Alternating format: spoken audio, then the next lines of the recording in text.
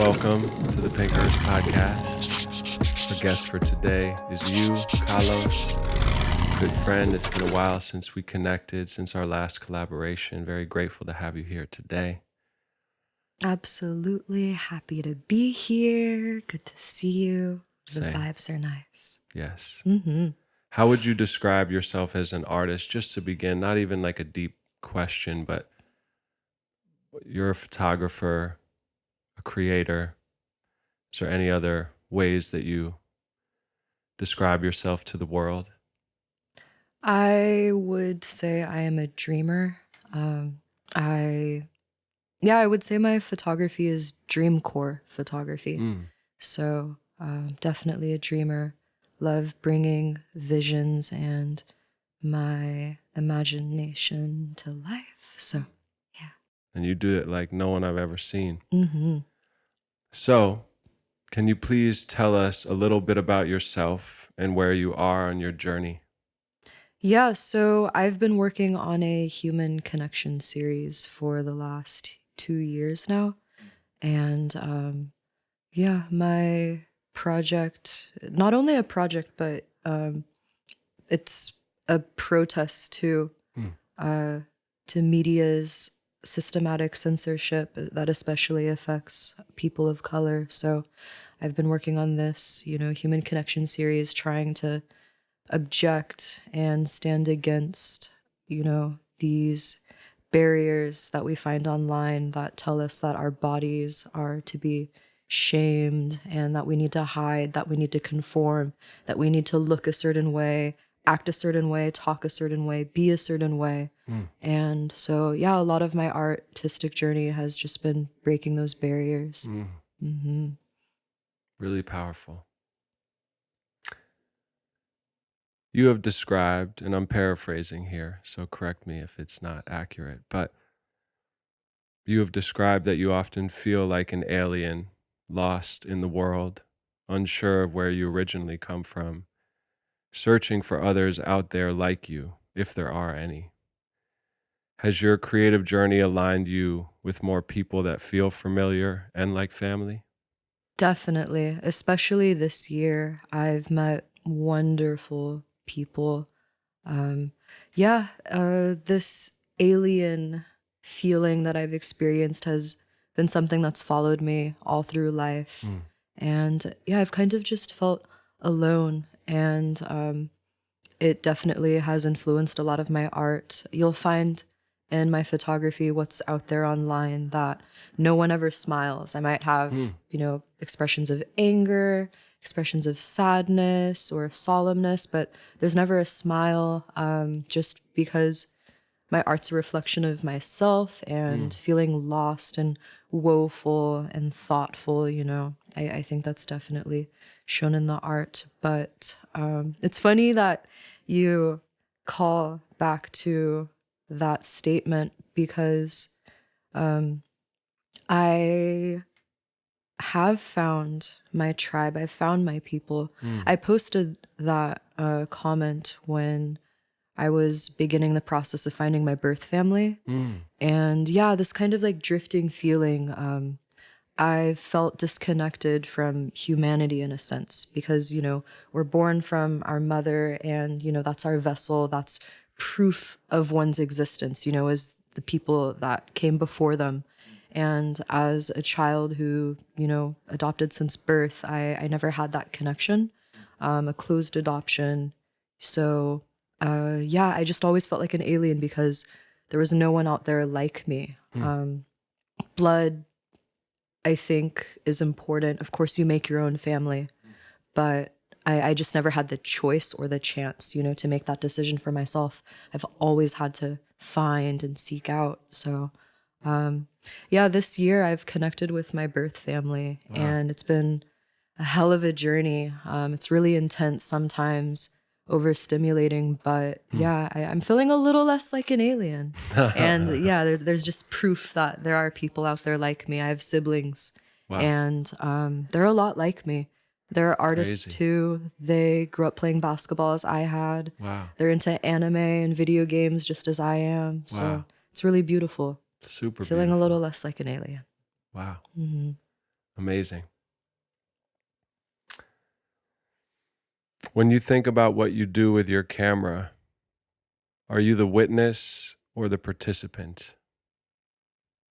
Mm. And if you want a little more, I have a second part to that. So if I split them up, but if you'd like me to add to that, or if that feels like it evokes something as is, you let me know. I like to think of my camera as an extension of myself, Mm, like another eye, um, a body part. It's a part of me, and to an extent, I am participating. I'm engaging. I'm guiding. mm, I'm leading.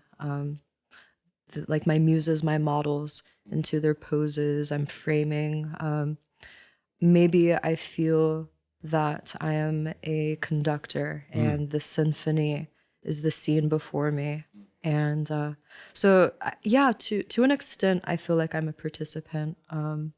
But I also feel like there's like a level of separation where, you know, there's this space where, my muse is holding and expressing, and then that barrier, which would be my camera, mm, exists between us. And so sometimes I am just a beholder mm. looking in. You told me that during the pandemic, you began photographing yourself, if I'm correct, Hmm. and had to navigate and work through layers of things that came up with showing yourself or photographing yourself. So it does seem like you have begun to embody both the witness, the photographer, and the participant. Can you speak a bit about that difference or kind of blending those sides? Definitely. Yeah. So, peak of the pandemic, not a lot of models, not a lot of musicians. Um, the world kind of shut down for a while. And I felt a little lost within myself because up to that point, it's like I'm photographing anyone and everyone else. But now I'm at home, I'm alone, I'm with myself, and I want to keep creating. How am I supposed to do that?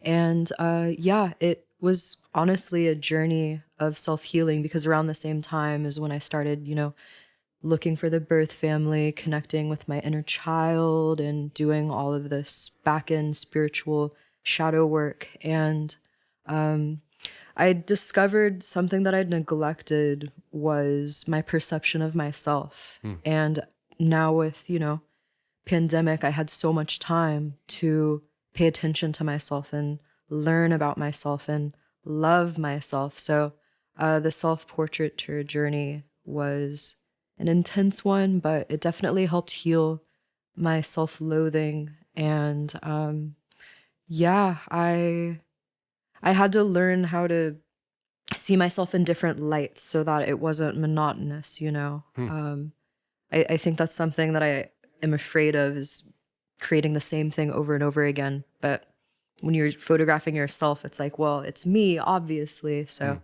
it was fun exploring the different ways that I could shape shift. mm, I like to also refer to myself as a shapeshifter. I take on so many different styles and ebb and flow within masculinity and femininity. mm, And expressing that in my art was really, really fun. mm. Hmm. Wow.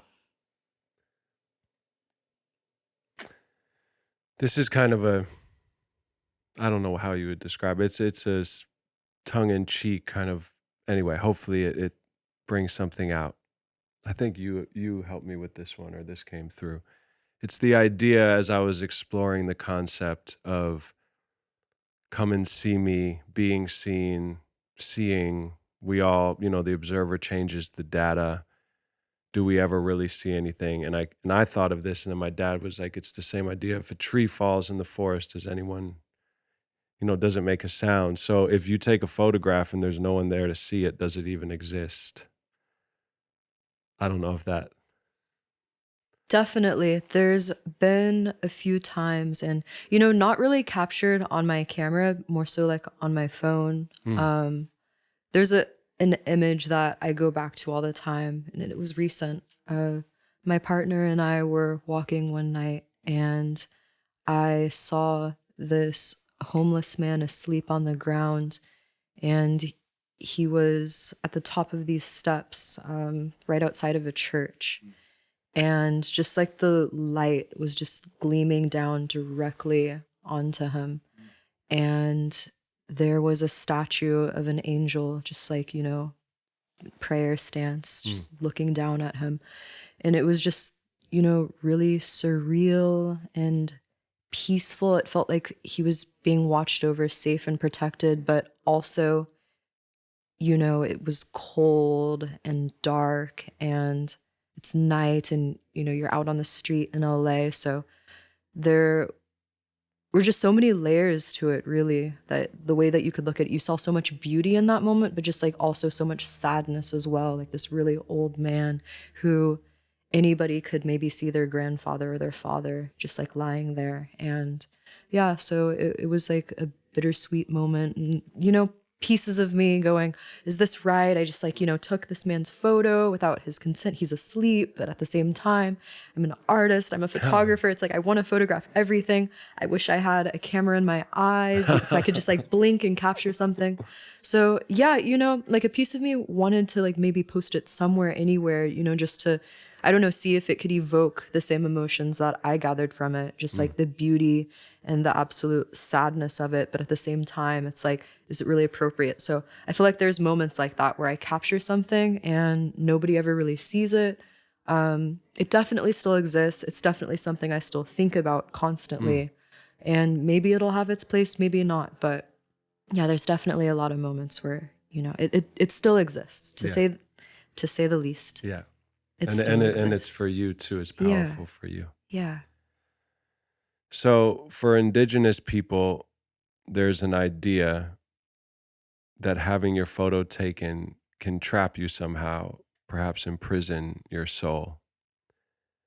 I agree that photos can turn water to ice, so to speak, yet your photography feels very alive. How do you celebrate aliveness by freezing it? Mm. Celebrating aliveness by freezing. Ooh. Kind of a paradox. Totally. But going back to what you said about indigenous thinking or feeling that, a photograph traps them, that's really interesting because, yeah, I feel that for some people, they're ever growing and changing and evolving and moving forward, and maybe they don't leave pieces of themselves behind, and maybe they don't form attachments, so they don't have tangible proof of their existence beyond one's personal encounter with them. So I could see how a photograph sort of like traps them because it's like, this is a tangible perception and it sends a certain message. It's an idea and there's only so much you can gather from it, and one's someone looking at it might go, okay, this is that person, and like that's, they look upset, so they are an upset person, they are mad, and I don't know, maybe this individual has evolved beyond that, has transformed themselves. So like the idea of having physical proof of something that isn't representative of who they are, maybe that, I don't know. But so that's just really interesting. But for me, capturing joy, No, celebrating it's yeah, the aliveness, because the your aliveness, photos, yeah. every time I see them or have shown them to people close to me, Hmm. everyone is stunned, and it's just its own thing, and it evokes, I can't speak to everyone's reactions in detail, but for me, it brings up a lot. It doesn't just say, "Oh, there's someone mad." It feels open and, mysterious, and that it can be, it's not fixed the way that you do it. So somehow, I don't know if you've thought, intentionally about doing that, but it seems like that's what you do. So I was just curious about the elements or the approach perhaps that allows you to accomplish this Oh, aliveness, sure. even though it's a still image. Totally. Yeah. Yeah. I like to think that my photography is pretty cinematic. Hmm. Even though it's still, I like to imagine that you pressed pause on a movie Hmm. And I often did that as a kid. I would press pause at like a really interesting point of a film, and I would just like analyze everything that was happening on the screen, everyone's expressions, what pose they were in. And yeah, I I definitely have an intention. Like, you are walking into something when you look at my art, regardless of what it is, a Mm, seance, a funeral, a sweet moment between lovers. I just, it's a moment, I think. And that's kind of my intention behind the essence that my art carries. mm, So yeah, it's definitely intentional. My art's very cinematic, and that's what makes it even more so exciting mm, to start to get into cinematography, is that, these still images, I'm starting to find ways to bring them to light, to mm. bring them into motion. Beautiful. Thank you. Hmm. So, in about 15 minutes, I believe, there's a partial solar eclipse happening today in 15 minutes. It's pretty wild to think that this episode exploring the idea of seeing and being seen serendipitously landed at this time, unplanned by anything we're consciously aware of. To you, what would be a personal experience of an eclipse in your life? A personal eclipse, not a global eclipse. Being eclipsed, something eclipsing you, something. Sure. So in 2020, yeah, when the pandemic hit, yeah, Yeah. everything changed. Mm, Um, a personal eclipse for myself at that point in life, I realized that no one is going to save me. I have to save myself. mm, And that revelation shifted everything. It sort of felt like the moon passing in front of the sun for me, because up to that point in life, I had just always been like beaming with the, why is everything happening to me, and like, how can like someone help me, someone like look at me, see me, like please, and just constantly blaming everything that was going on in my life on outside sources. And yeah, just a different perspective, and just wanting to be saved. And again, just that revelation kind of, was that eclipse moment. mm. And it shifted me into a new way of life. So I would say that's my personal eclipse. Hmm. In this vein, as a photographer, how does what you don't show enhance what you decide to capture and present? I think that what I don't show, it's a double-edged sword. Mm, um, I I try to show, what I feel not only resonates with me, but also what I feel will resonate with others. There's definitely a sense of community in my art there, so I'm always thinking about that. So I typically won't show something that doesn't feel in alignment with, this moves me, but I also am intending to move others. mm, I guess how that influences what I do show is that I kind of run into situations where I'm questioning, is it enough? Is it enough? And setting this bar higher. Okay, well, the last time I kind of felt this energy, so now I need to take it a step further. And it's just levels, tiers. mhm. So it influences my art, just constantly pushing for more emotion, more intention, more manifestation. So Wow. yeah. Someone who inspires me greatly, a modern mythologist named Michael Meade, speaks about an old idea that every soul born has something unique hidden deep inside to offer to the world. Many of us fail in bringing our original gift to the world. What do you feel is your unique offering or message? What are you showing with your photography and creations that you feel isn't being represented in the world? You spoke a bit about that earlier. What does your art communicate?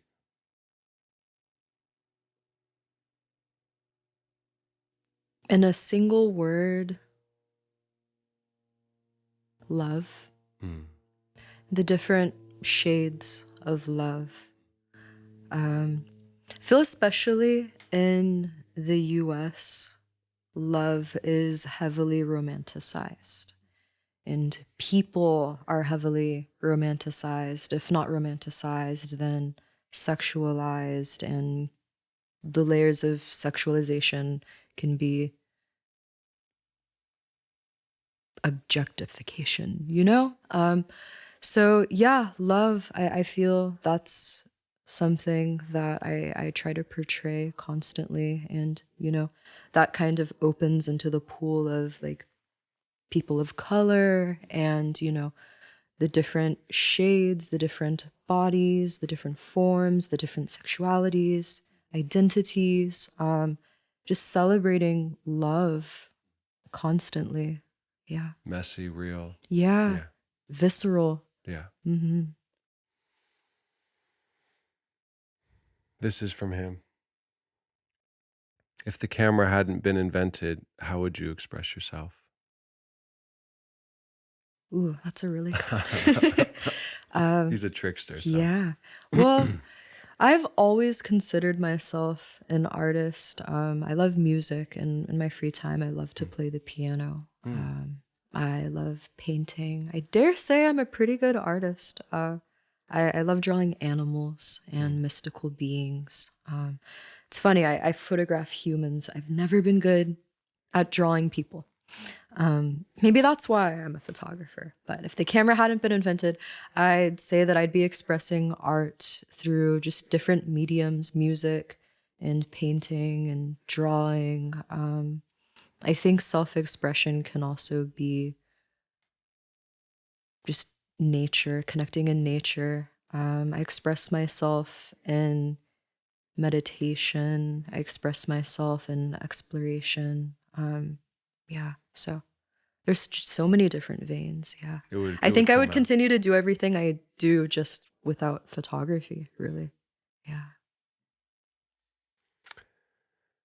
Is there anything else you would like to add? Is there any information you would like to give to our listeners, to the world about your work, about how they can support or connect Hmm. with your creations? Is there anything on your heart and soul and mind that wants to come through? This show, for me, came out of a deep, dark quietness, my own eclipse. As you know, just reading signs from the universe to slow down and go away. And so Pink Hearse is all about death, the car that carries the corpse, and the pink represents the rebirth. Um, so that's why we're here, is to x-ray ourselves and to slow down, to see what's already here, to examine, like your artwork, your photography does, the reality as opposed to the projections coming from different places. So I just want to leave room for you to say anything. Sure. Yeah. Well, as far as connection is concerned, anyone listening out there, if you're a fan of art, if you're a fan of community, please find me. I'm always looking to shoot with new people. Mm, I've been doing group photo shoots for about a year now, and something I love to say every time, and it holds so true, is that, you know, we come together as strangers and we walk away as family. mm, If you resonate at all with my art, find me, because I'm looking for you, I'm waiting for you, and I would love to photograph you, whoever you are, mm, anyone out there. Everyone is welcome. Everyone can be a part of this journey. mm, Everyone can be a part of this passion. And yeah, let's just create beautiful art together. mm. And they can find you on Instagram. That's right, Yeah, at Kalogenic. yeah. That is Kalogenic. Mm. And I look forward to all the creations that we have on the horizon, potential Likewise. things. We Absolutely. spoke about doing a modern retelling of the Don Quixote story. We sure I hope did. we do that Mm-hmm. with the hearse as the donkey. That's right. Well, thank you so much for coming today. Thank you for having me. Wonderful being here. Really Mm-hmm. special. All right. Thanks for listening, everybody. See you soon. Much, much love.